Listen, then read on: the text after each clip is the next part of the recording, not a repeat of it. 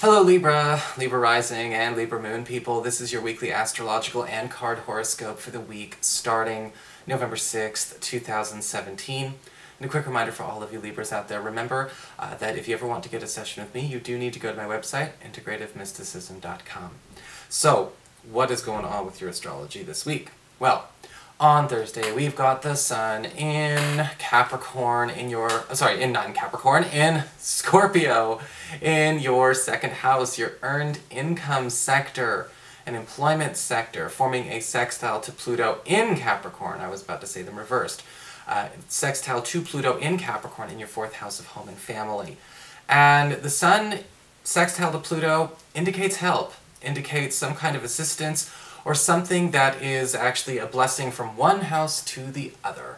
And in this case, we've got the Sun sextile Pluto, so a new rule could be rolling out either at the office, or perhaps with your home, or maybe the bank that holds your mortgage, or your landlord. There's some kind of new rule coming out that actually is boosting the income for you and the entire household this week. This could be actually a new job in the offering for a lot of you. This could even be a new job being offered with the same employer, but this actually is something that is going to be bringing more funds or bringing more wealth or more value to the home. Some of you may be finding that your home has accrued in value, and some of you may be thinking about, what to do with it then henceforth. Well, you know what, it is a token of good fortune, so, enjoy it, take your time and see what you can do with that. On Saturday, we do have Saturn, planet of restrictions, boundaries, but also order, in your third house of communications, Sagittarius, forming a very strong trine to Uranus, currently in your seventh house of partnerships, your closest one-on-one relationships. That's your boyfriend, girlfriend, BFF, business partner, husband, wife, roommate, all of those people. And this is going to bring order to chaos in this area. And if it's in the third house, the chaos could be about handling some kind of rule, commitment, maybe some kind of standard or perhaps some kind of procedure that we always normally do together, whether it's the way we handle our business partnership, the way we handle our marriage, the way we handle the rules of the household, as well as how we handle the terms of our friendship or our relationship. If things are getting a bit confusing, things are getting a bit, frustrating, or again, just old and stale, we have a new plan. We have a new way to actually get things more organized. Sometimes things are just, chaotic, and there's a lot of activity going on that makes it very, very hard to tell, what's real and what's not.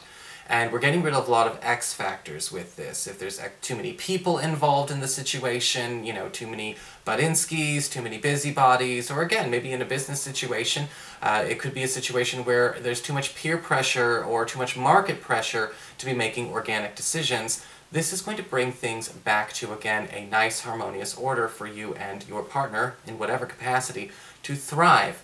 We're getting rid of the excess and out of the, and away from the excess chatter and white noise that seems to be keeping us from communicating effectively. So what's going on with your cards this week? Well, for your spiritual advice, we do have the card of the Chimera. And the Chimera, the text of the Chimera means imagination clouds your judgment. And so it's very important to pay attention to where your imagination will cloud your judgment this week.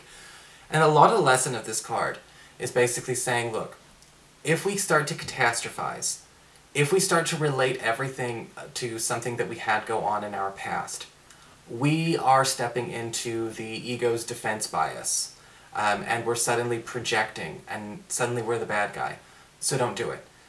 What can happen sometimes with this card is that there will be some things that come this week that seem very, very familiar in a weird way. Maybe the way somebody talks, the way a business rule or maybe a work plan gets put out, some trend that seems like it reminds you of something in your past that didn't end very well.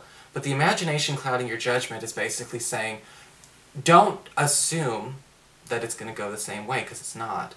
Imagination clouds your judgment can also indicate here, be careful about people who are, maybe not necessarily showing you their best impression, but we might jump to the conclusion that they are as bad as their bad impression. That's not true either, okay? And this week it's a very important thing to remember that. For your Earth sector, when it comes to your work and finances, we do have the Six of Swords upright. And the Six of Swords upright can be wonderful news because, again, it's, you know, in a very, very basic way, we are talking about moving into a better situation when it comes to our finances, because there seems to be some kind of advancement by moving you into the unknown. Some of you may actually find new work if you just decide to add an extra 5-10 minutes to your daily commute, because we do tend to see a necessity for travel. There could be some travel opportunities for those of you who are looking to maybe work abroad, or perhaps actually do some traveling when it comes to your career, your work right now. And the Six of Swords can also be highly beneficial for those of you who are looking to try and perhaps actually make some contacts at a distance, or perhaps actually work at a distance. The Six of Swords does indicate we are being carried away this week from some kind of limitation, or let's just say glass ceiling. And it's very important to, again, maintain that course, you know, even if it seems a little bit vague. Sometimes the Six of Swords upright can say we don't necessarily know what the end result is. We're moving away from the glass ceiling, and that's enough incentive for anyone. For your communications with air, when it comes to your friends, your relatives, and the others in your life, got the World card reversed. And there's some unfinished business going on, or perhaps something you left behind.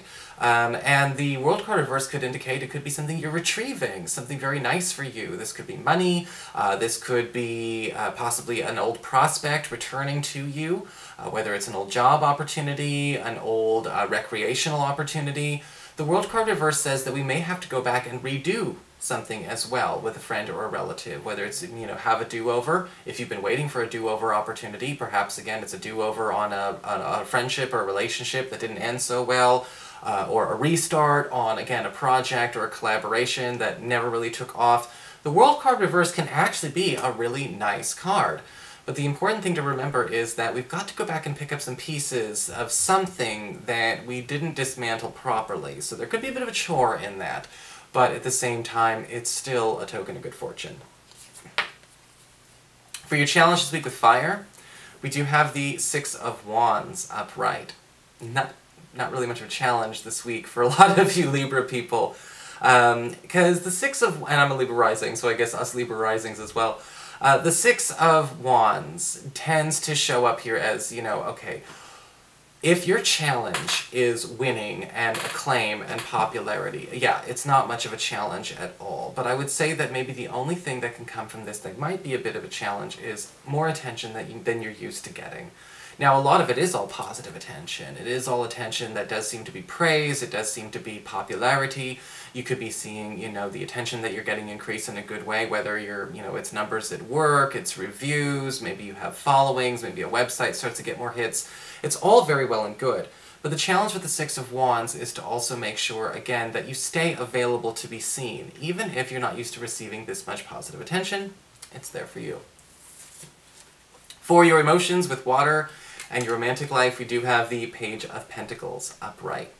And this can actually be a really, really nice card, because even though Pentacles, when it comes to love, tend to start a bit slow, people who always want to know if something has the promise of longevity, usually with Page of Pentacles, we do have somebody who's looking for longevity. So if you're, you know, maybe hoping that somebody else is looking for a long-term thing, there you go. Because the Page of Pentacles can indicate somebody actually making some kind of gesture that is proof of their interest in longevity or their interest in you. This could actually be almost like putting money down, you know, a deposit on the relationship or their intentions. And the Page of Pentacles could indicate a gift. Or perhaps if it's not a gift, it just could be, again, some kind of grand gesture that allows you to see this person is definitely trying to, you know, invest. For those of you who are currently coupled, again, this gift or this token of proof is also in the offering for you from a partner or a romantic partner. And even if you've already been together forever and you don't really expect these kinds of things, it's still very, very nice. The Page of Pentacles could indicate a partner, or, you know, even somebody actually investing in a project that you have, giving you the gift of maybe even a financial investment. And it could be coming through your romantic partner or somebody that they know, helping boost along a dream project of yours. So that is your horoscope. I hope you enjoyed it. If you did, please like, share, and subscribe. You know I appreciate it. And of course, if you ever want to get a session, you can always follow the links below, or go to integrativemysticism.com.